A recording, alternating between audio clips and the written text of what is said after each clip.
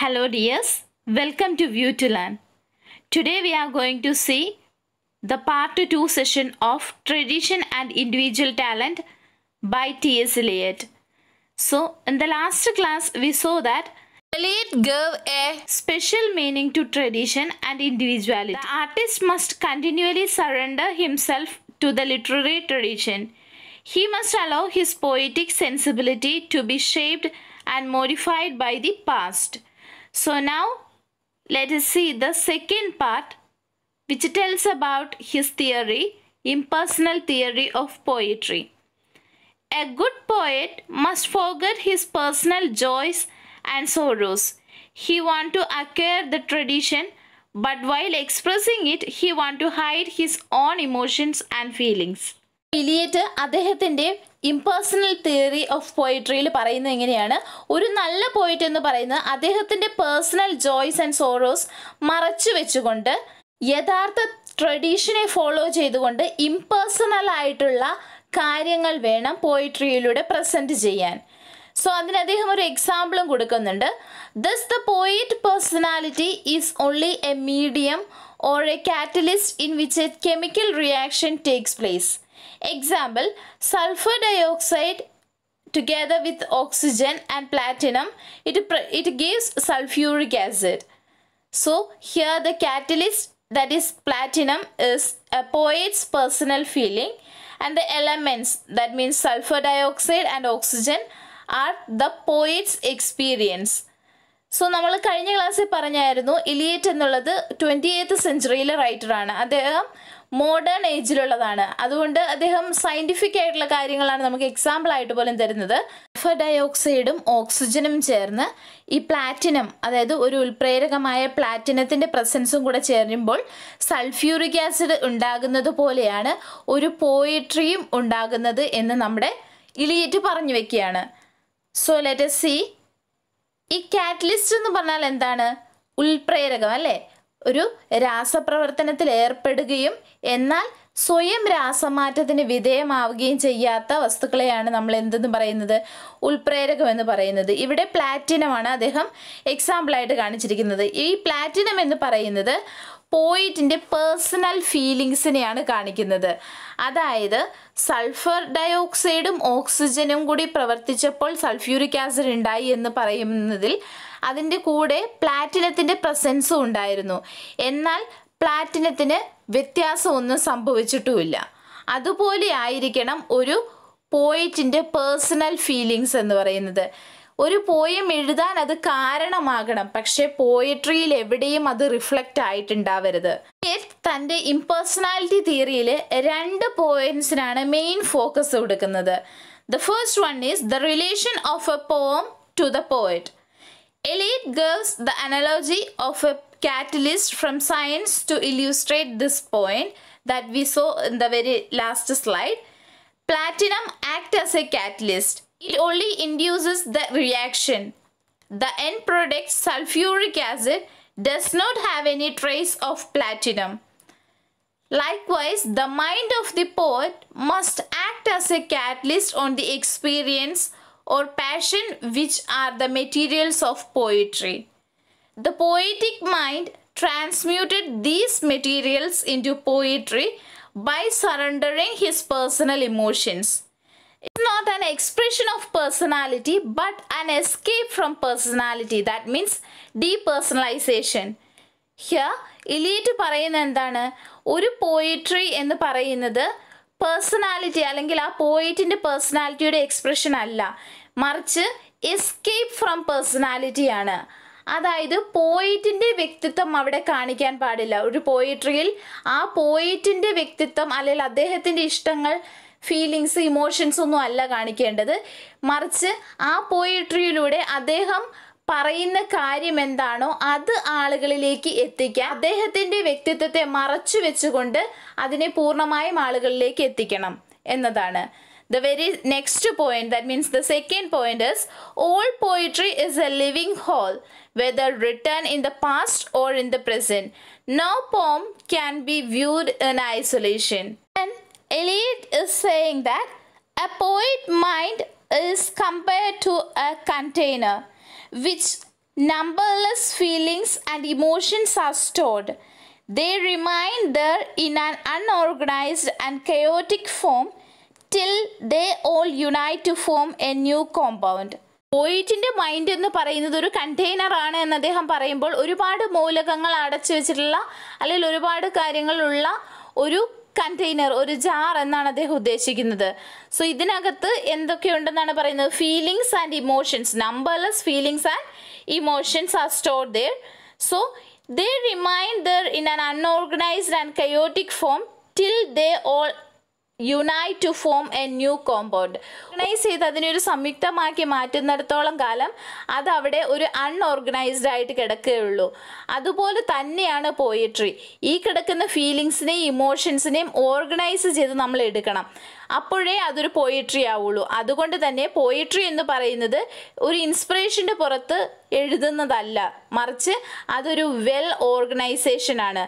ഈ ഓർഗനൈസേഷൻ എന്ന് പറയുമ്പോൾ അത് പാസീവ് ആയിരിക്കണം, നമ്മൾ അറിഞ്ഞുകൊണ്ട് അതിനെ ഓർഗനൈസ് ചെയ്യുന്നത് പോലെ തോന്നരുത്. Greatness of a poem depends upon the intensity of the process of poetic composition. It does not depend upon the intensity of emotions. As a chemical reaction takes place under pressure, intensity is needed for the fusion of emotions. The greater the intensity, the greater will be the poem. പോയത്തിൻ്റെ greatness എന്ന് പറയുന്നത് പോയറ്റിൻ്റെ ഇമോഷൻസിൻ്റെ തീവ്രതയെ, that means ഇൻറ്റൻസിറ്റിയെ base ചെയ്തുകൊണ്ടല്ല ഉണ്ടാവുന്നത്, മറിച്ച് it depends upon the intensity of the process of poetic composition. അതായത് ഒരു രാസപ്രവർത്തനം നടക്കുമ്പോൾ അത് എത്രമാത്രം കൂടുന്നോ അത്രമാത്രം ആ രാസപ്രവർത്തനം ഫലവത്താകും. അതുപോലെ തന്നെയാണ് ഈ പോയിട്രിയുടെ കാര്യത്തിലും എന്ന് ഇലിയറ്റ് പറഞ്ഞു വെക്കുന്നു. The greater the intensity, the greater will be the poem. Artistic and poetic emotion. Artistic emotion and poetic emotion are different. The emotion which the poet has not experienced can serve the purpose of poetry. Thus, Eliot rejects romantic subjectivism. Romantic ഏജിലെ സബ്ജക്റ്റീവിസത്തിനെ അദ്ദേഹം എതിർക്കുന്നു. നമ്മുടെ Wordsworth പറഞ്ഞായിരുന്നു poetry എന്ന് പറഞ്ഞു കഴിഞ്ഞാൽ spontaneous overflow of powerful feelings and emotions ആണ് എന്ന്. അങ്ങനെയല്ല, അതായത് സബ്ജക്റ്റിവിറ്റിക്ക് അവിടെ പോയിട്രിയിൽ ഒരു പ്രാധാന്യവും കൊടുക്കാൻ പാടില്ല എന്നാണ് ഇലിയറ്റ് ഇവിടെ പറഞ്ഞു വയ്ക്കുന്നത്. Thus, he opposed romantic theory of poetry, that means the personality. Poetry is an escape from emotion. That is an important point. Please note it down. Poetry is an escape from emotion according to Eliot. And he agrees that Shakespeare is a great poet who followed the tradition along with his own individuality. അദ്ദേഹത്തിൻ്റെ ഒരുപാട് വർക്കുകളിൽ അദ്ദേഹം tradition follow ചെയ്തിട്ടുണ്ട്. അതായത് അദ്ദേഹത്തിൻ്റെ Hamlet എന്ന് പറയുന്ന കൃതിയിൽ Thomas കിഡിൻ്റെ Spanish ട്രാജഡിയുമായിട്ട് ഒരു കണക്ഷനുണ്ട് എന്ന് വെച്ച് തോമസ് കിഡിൻ്റെ ആ ഒരു വർക്കിനെ ഇദ്ദേഹം അതേപോലെ പകർത്തുമല്ല ചെയ്തിരിക്കുന്നത്. ഇദ്ദേഹത്തിൻ്റെതായ ഇൻഡിവിജ്വാലിറ്റി അതിനകത്ത് പ്രസൻറ്റ് ആവുന്നുണ്ട്. അതുകൊണ്ട് തന്നെ ഇലിയറ്റ് പറയുന്നത് ഷേക്സ്പിയർ ഒരു ഗ്രേറ്റ് പോയറ്റ് ആണ്, അല്ലെങ്കിൽ ഒരു ഗ്രേറ്റ് റൈറ്റർ ആണ്. അദ്ദേഹം എന്ത് ചെയ്യുന്നുണ്ട്? ഇൻഡിവിജ്വാലിറ്റിയും അതോടൊപ്പം ട്രഡീഷനും ഒരുപോലെ ഫോളോ ചെയ്യുന്ന വ്യക്തിയാണ്. So my dears, now we are moving to the third part, that means the concluding session. Eliot holds the view that honest criticism and sensitive appreciation is directed not upon the poet but upon his poetry. Eliot says poetry is not the expression of personality but an escape from personality. Okay, പേഴ്സണാലിറ്റിയുടെ വെളിപ്പെടുത്തലല്ല poetry, അല്ലെങ്കിൽ ഒരു പോയിറ്റിൻ്റെ ഫീലിങ്സിനെ ഉയർത്തി കാണിക്കുന്നതല്ല poetry. എന്താണോ മനുഷ്യരോട് പോയിറ്റിന് പറയാനുള്ളത് അതാണ് കാണിക്കേണ്ടത്, അല്ലാതെ അദ്ദേഹത്തിന് ഒരു കാര്യം കാണുമ്പോൾ ഉണ്ടാകുന്ന വികാരങ്ങളെ മറ്റുള്ളവരിലേക്ക് എത്തിക്കലല്ല പോയട്രി. ശരിക്കും പറഞ്ഞാൽ ഇതാണ് നമ്മുടെ റൊമാൻറ്റിക് ഏജിലുള്ള പോയിറ്റ്സ് ചെയ്തുകൊണ്ടിരുന്നത്. അതിനെയാണ് ഇലിയറ്റ് ക്രിട്ടിസൈസ് ചെയ്യുന്നത്. അങ്ങനെ പോയിറ്റിൻ്റെ ഇമോഷൻസ് അല്ല വരേണ്ടത്. ആ ഒരു കാര്യത്തെ കാണുമ്പോൾ അത് നേരിട്ട് മനുഷ്യർക്ക് എന്തായിട്ടാണ് തോന്നേണ്ടത്, എങ്ങനെയാണ് മനുഷ്യരിലേക്ക് ഫീൽ ആവേണ്ടത് എന്നാണ് പ്രസൻറ്റ് ചെയ്യേണ്ടത്. അല്ലാതെ പോയിറ്റിനുണ്ടായ ഫീലിംഗ് എന്താണ് എന്നല്ല, പറയേണ്ടത് എന്ന് ഇലിയറ്റ് പറയുന്നു. Eliot does not deny personality or emotion to the poet, but he must depersonalize his emotions and there should be impersonality.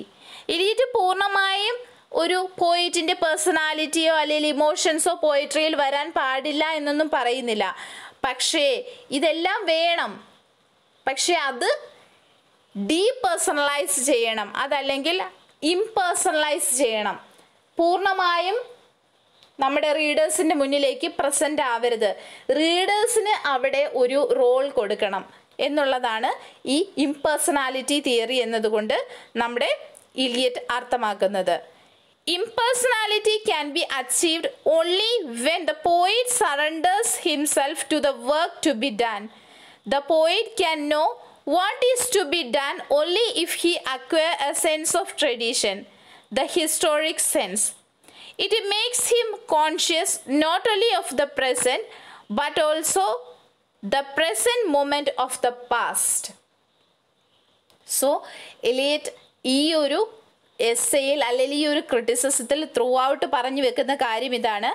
ഒരു പോയറ്റ് എന്ന് പറയുന്നത് അദ്ദേഹത്തിൻ്റെ പേഴ്സണാലിറ്റിയെ വെളിവാക്കുന്ന ഒരാളാവരുത്. വ്യക്തിത്വത്തെ മറച്ചു വെച്ചുകൊണ്ട് കാര്യങ്ങൾ അവതരിപ്പിക്കാൻ അദ്ദേഹത്തിന് കഴിയണം. എങ്ങനെ? ഹിസ്റ്റോറിക്കൽ സെൻസ് ഉണ്ടാവണം അദ്ദേഹത്തിന്, ട്രഡീഷനെ അദ്ദേഹം ഫോളോ ചെയ്യണം എന്ന് പറഞ്ഞൊരു ബ്ലൈൻഡ് ഫോളോവിങ് അല്ല. അതായത് മറ്റൊരാൾ എഴുതി വെച്ചതിനെ അങ്ങനെ കോപ്പി ചെയ്യലല്ല, അതിനകത്തൊരു ഇൻഡിവിജ്വാലിറ്റി വേണം. ട്രഡീഷൻ ഫോളോ ചെയ്യണം, ഇൻഡിവിജ്വാലിറ്റി വേണം. എന്നാൽ ആ ഇൻഡിവിജ്വാലിറ്റി എന്ന് പറയുന്നത് സ്വന്തം വ്യക്തിത്വം വെളിവാക്കുന്നതാവരുത് എന്നുള്ളതാണ് അദ്ദേഹത്തിൻ്റെ കൺസെപ്റ്റ്. അങ്ങനെ വരുമ്പോൾ ഒരു പോയറ്റ് എന്ന് പറയുന്നത് പ്രസന്റ്നെസ്സിനെ കുറിച്ച് എഴുതുന്നത്, ഇപ്പോഴത്തെ കാര്യങ്ങളെക്കുറിച്ച് പ്രതിപാദിക്കുന്ന ആളാവണം. എന്തിൻ്റെ ബേസിൽ? ഇപ്പോഴത്തെ കാര്യം പണ്ടെങ്ങനെയായിരുന്നു എന്ന് മനസ്സിലാക്കിക്കൊണ്ട് ഇപ്പോഴത്തെ കാര്യത്തെ പ്രസൻറ്റ് ചെയ്യാൻ അദ്ദേഹത്തിന് കഴിയണമെന്നാണ് ഇലിയറ്റ് പറഞ്ഞു വെക്കുന്നത്. So my dears, I think this content is clear for you. If you have any doubt you can ask me through this comment box. എല്ലാവർക്കും പറഞ്ഞു തന്ന കണ്ടന്റ്സ് എല്ലാം മനസ്സിലായി എന്ന് വിചാരിക്കുന്നു. ഷോർട്ട് നോട്ട്സ് ഒക്കെ എഴുതി വെച്ച് പഠിക്കുക. അതുപോലെ തന്നെ ക്ലാസ് ഇഷ്ടപ്പെട്ടെങ്കിൽ ലൈക്ക് ചെയ്യുക, സബ്സ്ക്രൈബ് ചെയ്യുക, കമന്റ് ചെയ്യാനും മറക്കരുത് കേട്ടോ. ക്ലാസ് നിങ്ങൾക്ക് പ്രയോജനപ്പെട്ടു എന്ന് തോന്നുന്നുണ്ടെങ്കിൽ നിങ്ങളുടെ ഫ്രണ്ട്സിനും കൂടെ ഒന്ന് ഷെയർ ചെയ്ത് കൊടുക്കുക. Thank you.